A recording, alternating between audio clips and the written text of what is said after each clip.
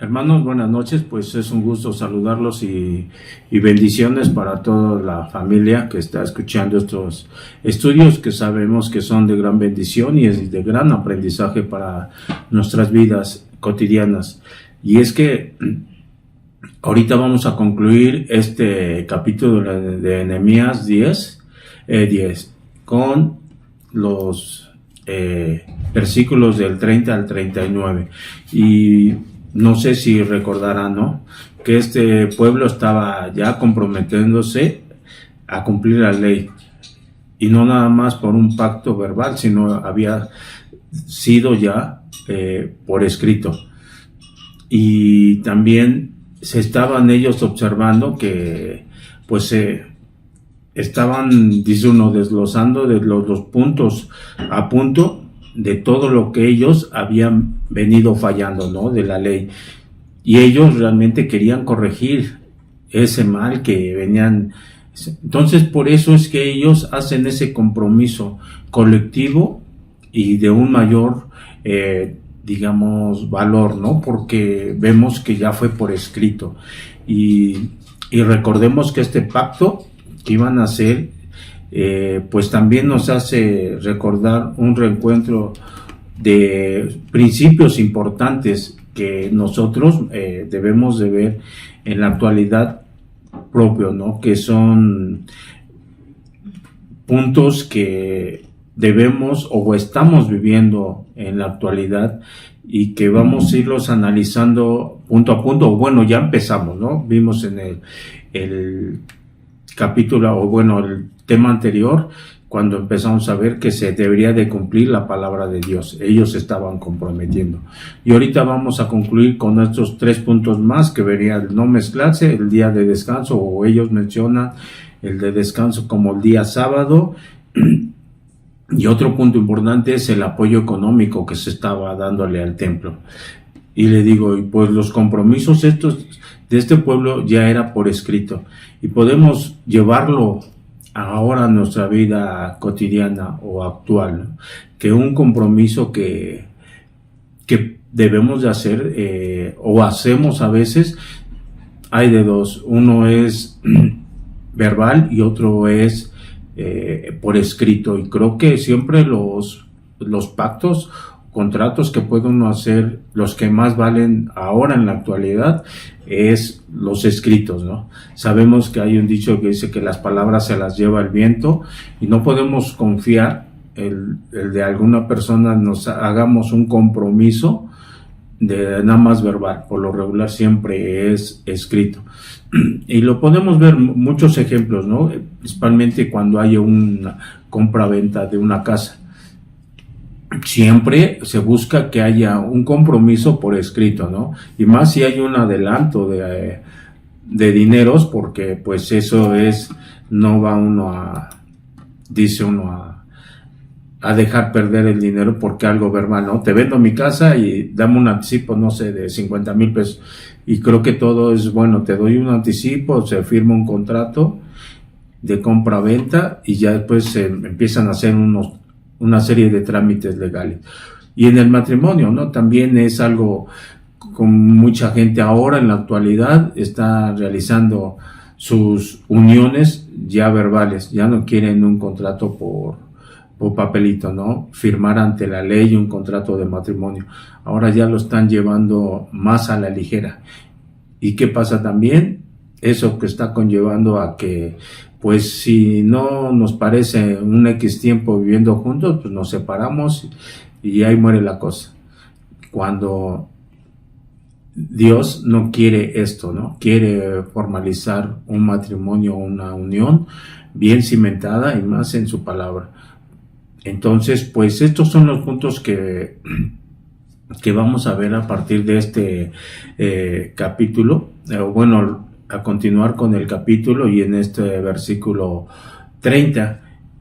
Y entonces vamos a poner estos momentos en oración. Vamos a cerrar para entrar ya de lleno al tema. Señor, grande eres y poderoso, Señor. Eres nuestro Señor y a ti, Señor, te debemos toda honra y gloria. Gracias, Padre, por habernos puesto estos momentos para que sigamos aprendiendo y podamos entender qué es lo que quieres para nuestras vidas.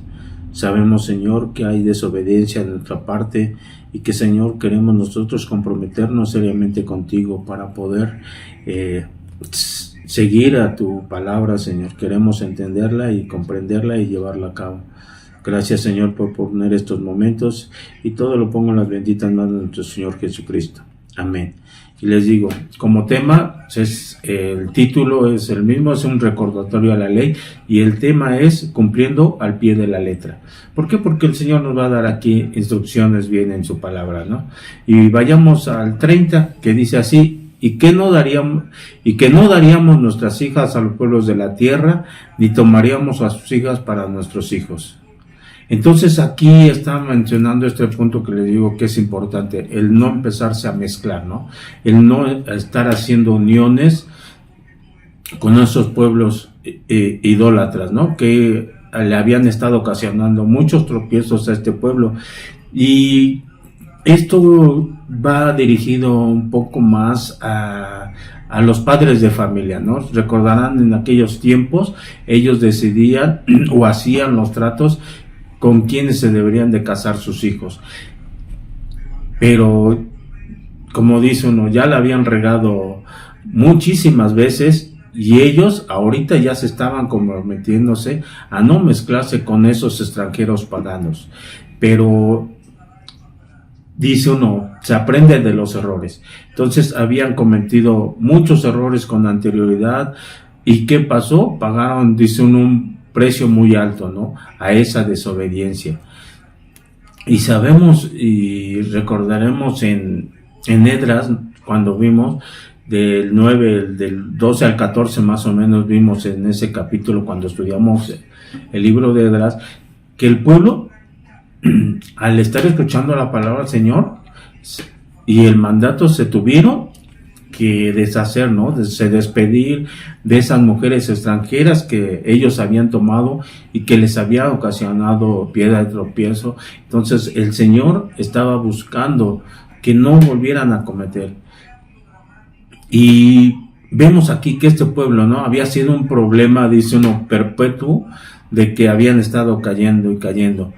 Y sabemos que siempre el matrimonio con extranjeros que había estado realizando el pueblo de Dios, que los llevaba a la idolatría. Y eso también lo vimos cuando vimos Primera de Reyes 11, del 1 al 11, cuando se estudió ese tema de Reyes, que esta nación, cada vez que se unía con este tipo de mujeres, caían realmente en desobediencia, caían en idolatría y se apartaban de Dios. ¿Y qué pasaba cuando se apartaban de Dios? Perdían, dice uno, su prosperidad, su influencia. Había realmente un caos, ¿no? Por esa idolatría. Sabemos que había enojo de parte de Dios. Entonces, por esto el Señor quería que realmente se unieran, o hubiera parejas fortalecidas, ¿no? Entonces ellos en este momento, ¿qué hacían? Ellos estaban pactando con Dios que ya no habría más matrimonios así con estas mujeres paganas o hombres, ¿no? Pero por desgracia vamos a continuar con el estudio, y capítulos más adelante el pueblo de Israel nuevamente cae en este problema. Por eso hay que cumplir, por eso es el tema, hay que cumplir la ley al pie de la letra y no apartarse. Sabemos que el matrimonio es un pacto que hace entre el esposo y la esposa, ¿no? Y una vez que están juntos, Dios quiere realmente hacer de ese matrimonio algo especial delante de él. Realmente se debe de demostrar un buen testimonio. Por eso el Señor quiere que haya ese tipo de unión, ¿no? Que haya igualdad en todos los aspectos y principalmente en las creencias. Y es que como un pueblo de Dios iba a testificar ante el mundo si sabemos que es un mundo pagano? Y Dios lo que quiere realmente son familias unidas para que y den un buen testimonio, ¿no? Esas familias deben de ser temerosas de Dios para que demuestren realmente que ellos aman a Dios. Entonces, el Señor quiere eso, que no se juntara uno con una pareja desigual. Sabemos que al haber esa unión, ¿qué conlleva? Lleva la tentación de adorar a ídolos de los pueblos con los que se puede uno unir. Entonces, por eso Dios les prohibió que se unieran a esos pueblos que tenían. Y podemos ver que hoy en la actualidad pasa lo mismo con la familia, a los siervos del Señor, con sus hijos de Dios. ¿Por qué? Porque están cayendo a lo mismo. Se están uniendo en yugo desigual. Entonces, eso se está conllevando a que realmente no se esté testificando a una obediencia buena a Dios, porque están cayendo en eso, ¿no? Se están uniendo en matrimonio con personas que no son las ideales o no son las que Dios haya escogido. Por eso es que Dios estaba prohibiendo nuevamente el matrimonio. Y así, ahorita en su palabra nos deja escrito ese mandato. Y debemos de tener bien claro este mandato que Dios nos dejó, porque esta práctica, les digo, se sigue haciendo muy bien. Y a estas leyes las estamos haciendo a un lado, dice uno, en muchas ocasiones. ¿Cómo al hacer esta unión empieza, digamos, puede haber una unión de momento, pero como vaya transcurriendo el tiempo, hay una separación? ¿Por qué? Porque en la vida espiritual, en las creencias no son las mismas, y les digo, cada quien empieza a irse por su lado. Entonces debemos de tener cuidado si es que queremos realmente testificar y dar un buen testimonio de la obediencia de Dios que se debe de tener. Entonces, le dice uno de no mezclarse con la gente pagana. Amén. Vayamos al 31, que dice así: asimismo que si los pueblos de la tierra trajesen a vender mercaderías y comestibles en día de reposo, nada tomaríamos de ello en ese día, ni en otro día santificado, y que el año séptimo dejaríamos descansar la tierra y remitiríamos toda deuda. Y aquí estamos ya al otro punto, el del día de descanso. Ellos, pues, decía uno, ellos tomaban el día sábado para el Señor, es el día de descanso para el Señor. Y recordemos que es un mandato del Señor y que lo debemos de tomar muy en serio, porque en Éxodo 28 dice, acuérdate del día de reposo para santificarlo. O también en Éxodo 31:15, que dice así: 6 días se trabajará, mas el séptimo es día de reposo, consagrado a Jehová. Cualquiera que trabajase en el día de reposo, ciertamente morirá. Y ellos ahí estaban tomando ya en serio este día. Como dicen, ellos estaban tomando el sábado, no iban a comercializar nada o a trabajar el día sábado. ¿Y por qué? Porque sabían que ese día era dedicado únicamente para Dios. No habría negocio, no habría comercio, no habría planes más que únicamente dedicárselo a Dios. Y es que sabemos que, ¿por qué te pone el mandato del Señor? Porque dice uno, el dinero es una atracción que trae un conflicto a tu persona, realmente. ¿Por qué? Porque puedes llegar a tener necesidad y empiezas a tener pensamientos, dice uno, pues no enfocados como el día de descanso para el Señor, sino que existe este conflicto en tu persona, porque dice uno, este día es para honrarlo. Sí, pero yo tengo necesidad. Entonces, ahí empieza el conflicto, ¿no? Yo tengo necesidad de que tenga yo que ir a trabajar ese día de reposo, es tiempo extra. Entonces, pues yo hago a un lado al Señor y mejor me voy a trabajar. Entonces, ahí está haciendo realmente a un lado al Señor como primer lugar y está tomando el dinero, lo está haciendo como su primer Dios, ¿no? Y dice uno, sabemos que en nuestra cultura, ¿cómo pasa eso, no? Y realmente debemos analizar en qué lugar realmente está nuestro Dios, en qué lugar lo hemos puesto nosotros. Y les digo, y no nada más, dice uno, toma uno el día de descanso para trabajar, porque podemos decir, bueno, ahí el conflicto, el día de descanso, es para trabajar y voy a tener una ganancia. Pero no, también el día que es del Señor, lo dedican, si es de descanso, dicen, es dedicado para el Señor, pero lo dedica uno para el descanso propio. ¿Por qué? Porque deja uno de ir a la iglesia para irse a divertir a donde uno guste. Y se ve uno con mayor frecuencia cuando hay puentes, ¿no? Que el gobierno ha hecho leyes donde tal día se descansa y hay un puente de 4 o 5 días. Entonces, antes de que, creo que cada año de que empiece el año ya está el calendario de puentes y ya empieza uno a hacer planes, ¿no? Dice uno, bueno, en abril o mayo que cae Semana Santa, me voy a ir toda la semana de vacaciones. Y ahí estamos haciendo planes y sabemos que esos días para los hijos de Dios son días muy importantes para nosotros y el cual debemos de estar en obediencia con el Señor y debemos de estar obedeciendo su palabra.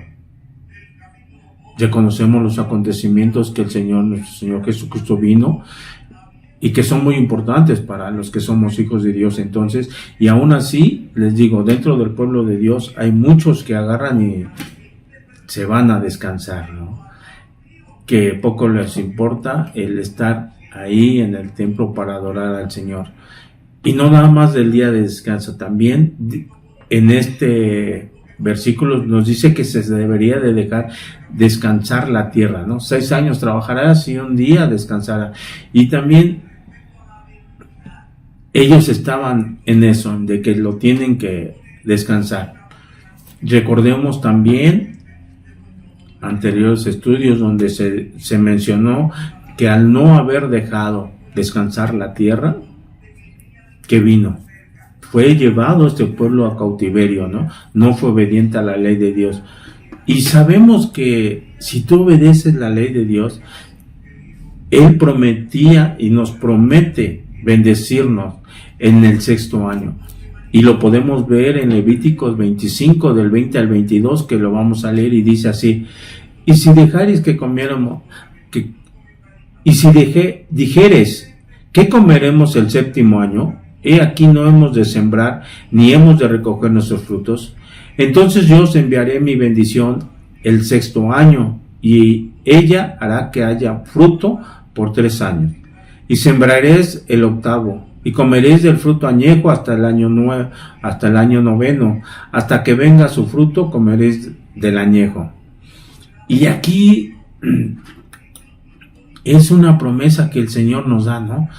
Que el dejar en el 6º año vamos a tener doble, aquí dice de cosecha, doble bendición, para que el día que tú dejes reposar la tierra no tengas de qué preocuparte, porque vas a tener para disfrutar ese año de eso, por esa abundancia que el Señor te da. Entonces, no debe uno de estarse preocupando, ¿no? Dice uno, si tú tienes realmente la fe bien puesta en el Señor, ¿por qué no dejar descansar? ¿Por qué debes de estarte preocupando por descansar? Aquí habla también de la tierra, ¿no? Pero de este día de descanso del Señor.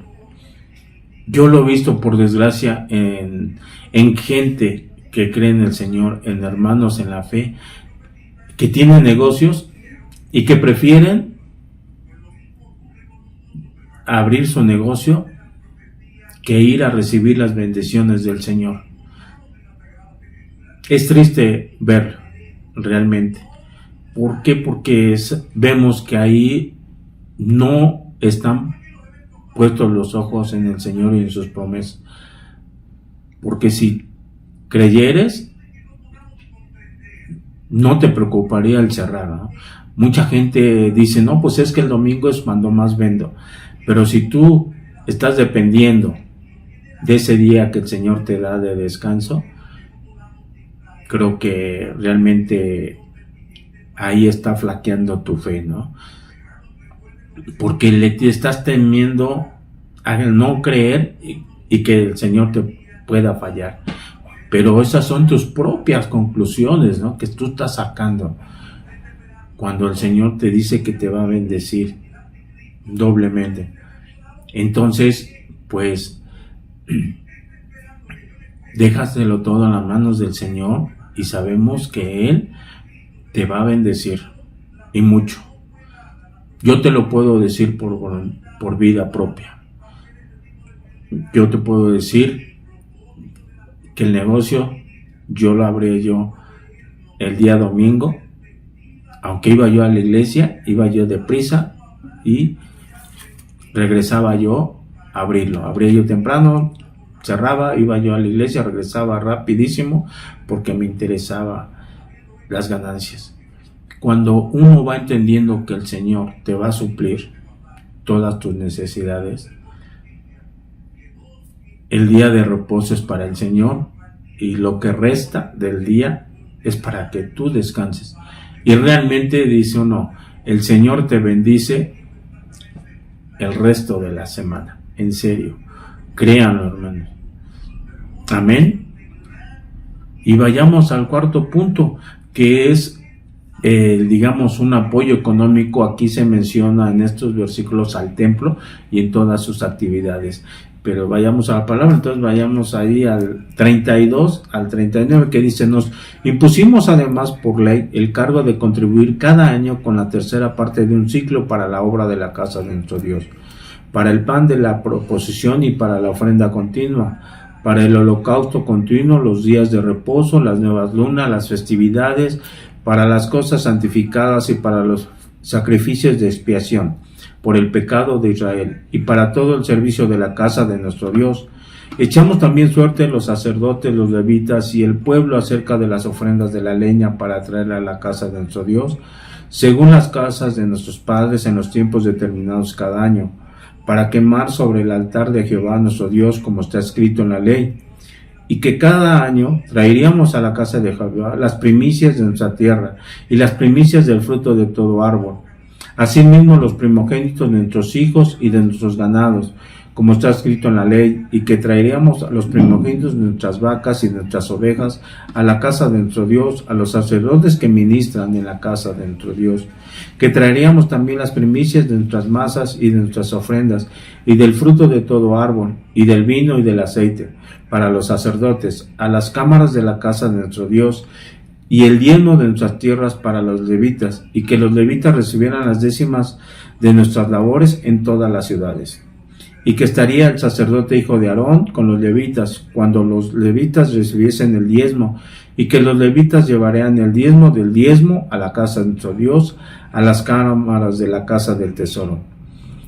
Porque a las cámaras del tesoro han de llevar a los hijos de Israel y a los hijos de Leví la ofrenda del grano, del vino y del aceite, y ahí estarán los utensilios del santuario y los sacerdotes que ministran, los porteros y los cantores, y no abandonaremos la casa de nuestro Dios.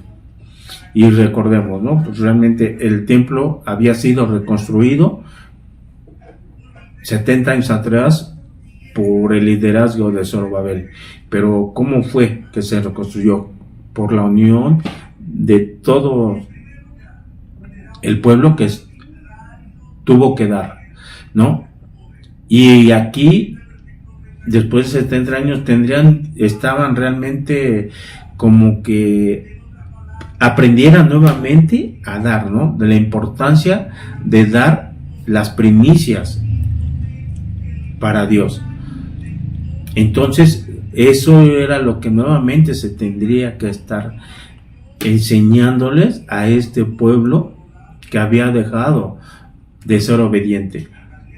Y podemos ver que este principio pues no continuó en el Nuevo Testamento, ¿no? Porque mucha gente alega eso, que no está lo de las primicias y todo eso en el Nuevo Testamento, que eso se vio en el Hijo.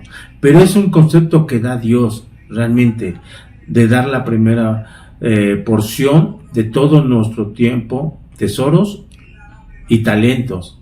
Eso lo continúa, pero ¿cómo ha generado, dice uno, polémica, ¿no? Que ahora, como ya no está en el Nuevo Testamento y decimos que hay un nuevo pacto, pues nos hacemos los de la vista gorda y no cumplimos con esto, ¿no? Pero le puedo hacer una pregunta, hermano. ¿Le da usted a Dios lo primero y lo mejor, o solo las obras? Eso lo dejo a su persona. ¿Por qué? Porque la Biblia nos anima a honrar a Dios realmente en los primeros, con todos nuestros frutos, ¿no? Con nuestros frutos. Y Él nos bendecirá. Y mucho. Eso ténganlo por seguro. Y lo podemos ver en Proverbios 3, el 9 y el 10, que dice así: honra a Jehová con tus bienes y con las primicias de todos tus frutos. Y serán llenos tus granos con abundancia, y tus lagares rebosarán de mosto. Entonces, aquí dice uno, el Señor te va a bendecir enormemente con todo, con todas tus primicias. Si tú llegas con tus primicias y la partes. Y es que el Señor nos indica el cómo debemos de dar esta ofrenda. Debemos de aportar lo que le corresponde al Señor primero. Y dice uno, no hacerlo espontáneamente. Decir espontáneamente es decir que de momento yo meta yo mi mano como ejemplo y lo que encuentre yo se lo doy cuando pasan a recoger las ofrendas o los diezmos, como quieran llamarle. ¿Por qué? Porque a nosotros se nos dice que debemos de apartar de lo ganado. Entonces, lo que le corresponde a Dios, eso es lo que debemos de darle. Y nos lo muestra claramente en Primera de Corintios 16:2, que dice así la palabra, y se lo voy a leer en la Nueva Traducción Viviente, que es la que me gustó mucho. Dice: el primer día de cada semana, cada uno debería separar una parte del dinero que ha ganado. No esperen hasta que yo llegue para luego tratar de reunirlo todo de golpe. Le digo, me gustó mucho porque hay que darlo.